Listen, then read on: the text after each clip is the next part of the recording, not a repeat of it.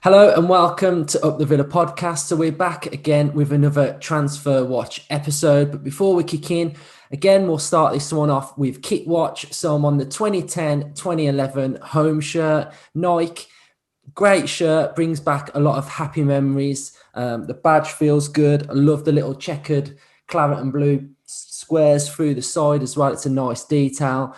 On the other hand, we've got this bad boy. Brand new. It's a retro Aston Villa training top, original, sporting the Asics, the embroidered badge. Cost a fortune. It's absolutely unbelievable. On the back, we got Muller on the back. Insane jacket. Fits like a glove. It's a beauty. So it's going to sit on the coat hanger for a bit. And I might bring it down Villa Park for the very next home game that I go to, whenever that's going to be. So we're going to go on Transfer Watch today. So two big rumours. One player that probably a lot of you will know, which is Brooks. And then we've got another one from Reading, Alessi. Two exciting players, literally tearing up the Championship as we speak. And I would be thrilled to have one, if not both of them at Villa. I think they'd be great additions to our squad that impact areas where we certain need them as well. And it's sticking with our mantra of youth as well. So I'm going to bring in Seb. How are you, Seb? All right, evening. Love the Cool. tops, by the way. That top you're wearing now just screams out Darren Bent to me. It's classic, mate.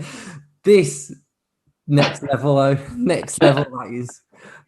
So, yeah, cool. So we'll start off with Brooks. What's your vibe on that rumour then?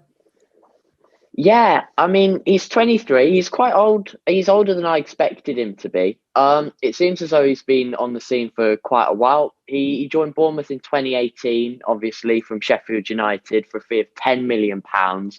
Now, what I like about Brooks is he's predominantly played as a right winger, getting 4 assists in 11 games, but he's also played 4 games as either left winger, attacking midfielder, or as a second striker, netting 3 and assisting 1. Now, this season, he's been in the starting 11 for 59% of Bournemouth's minutes, playing 54% of Bournemouth's minutes over the whole season. So he's been an integral part of that squad that's doing ever so well in the Championship at the moment. Not only that, he's been involved in 21% of Bournemouth's goals this season. So they rely quite heavily on David Brooks. He's been a good player. In 2 seasons in the Premier League, he's made 39 appearances, netting 8 goals with 5 assists to his name.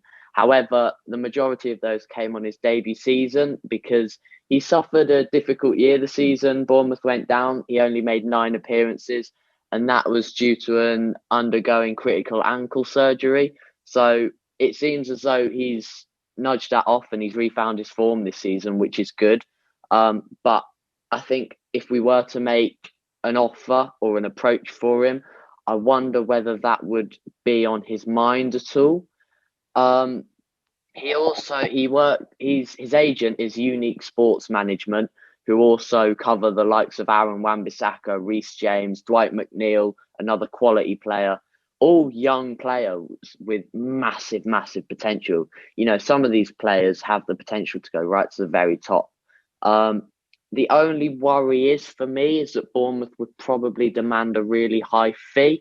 I think we were seeing upwards of 30, 40 million. Whether that's true, I don't know. Your guess is as good as mine. But I know for certain, as he's such an important player for Bournemouth, not only this season, but also in previous years, I think it would demand a very, very high fee if we were to take him off him. Yeah, I remember his breakthrough season. You know, he smashed it that season. And like you say, he had the injury. I think Man United were sniffing around him at one point as well. I feel like he'd be a great player. Maybe, I just think maybe January might not be the time he's going to move. I think if Bournemouth have aspirations to get promoted, I just don't think they would be selling Brooks at this moment in time. I think it would affect their team massively. So Yeah. I'm all for him coming, but I feel like it's going to be a big fee that's going to have to tempt him away from Bournemouth to join Villa in January, especially. So the next one that propped up as well was Alessi. Now I'm no massive gamer, but I was playing FIFA the other day, and he scored an absolute banger past me. It was like a volley from 18 yards. smashed it. So, he's came in a rumour as well. So, talk to me about him.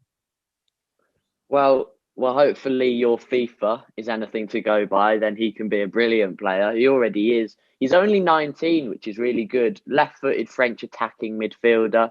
He's already made two caps for the French under-18 team, and you know how good the French team is. If he could get anywhere near that within the next few years, then he's done well for himself. He's made 22 appearances this season, scoring 4 goals and recording 8 assists. Even though he's 19, this really shocked me. He's 19, but he's already made 51 appearances for the Reading first team. He can either play attacking midfielder or out on each wing. So a bit like David Brooks, showing a good range of versatility there. He's played 6 games as an attacking midfielder this season, scoring 1 goal, 2 assists. 6 games likewise as a left winger, 1 goal, 2 assists. And then 9 games as a right winger, 2 goals, 3 assists. He's been in the starting 11 for 70% of Reading's games this season. They've relied on him massively, and he's played 72% of Reading's minutes as a whole, with a massive goal participation rate of 35%. They look to him to be their driving force forward, a bit like Grealish for us. I've been looking over stats and over what people have been talking about him, and I see a lot of similarities between him, Eberechi Eze, and James Maddison. I think those were the two players that I really saw in him, which is really promising. I mean, those two have gone on to do brilliant things, James Maddison especially. So if he could be another one of them, I think it just shows that scouting in the Championship, you can find some real gems there. And if you can see their potential and you work it well enough, they could turn into be easily Prem players, top Prem players. He was released from Chelsea before a short and unsuccessful spell in Man City's youth ranks, so he's been recognised by the top clubs before signing for Reading in July 2015. Now, I had a look around because there's been rumours of an £8 million release clause, which has been dismissed. That's not true. But with his contract up in 18 months' time, unlike David Brooks, there's pressure on Reading to accept a lower valuation for him than what he's probably worth. So maybe a fee of around 10-15 million pounds. It wouldn't surprise me if they look to let him go, whether that be in January or in summer, because of his contract up and cashing in. However, I think he will be in high demand. So I think if we were to make an approach, we'd have lots of big clubs putting competition forward. Look, it would be a great signing. Whether we sign him and then loan him back, that could be a possibility. With Reading doing well in the Championship this season, that wouldn't surprise me. But Alessi is a great player and one I'm a big fan of. This one really excites me. I feel like if we could nab him, this could be like an unbelievable signing, not just for now, but in years to come. I think you alluded to players from the Championship. So we've saw Watkins, come to Villa. We've saw Eze go to Palace, and both of them have done really well this season. And especially Eze, I think he's a brilliant player. The goal he scored the other day, where he just literally ran half the length of the pitch, was an absolute beauty. And I know you definitely wanted him in the summer. And you sort of told me all about him, and I've been watching him closely, and I think he's going to be some player. So, if we can grab Alessi, that's just going to be like a great signing and a great bit of business. So I just thought we'd do this video today to just put a bit of an insight into what we're thinking of the rumours that are going around at the minute. I think Seb's doing remarkable stuff, with his research. He's really doing well at the minute. So fair play to Seb. I know a lot of you in the comments are chomping at the bit for him to keep coming on. So here he is. I hope you've enjoyed this episode. If you want to subscribe and drop this video a like and let us know what you think of these two rumours, that would be great. So thanks for coming on, Seb.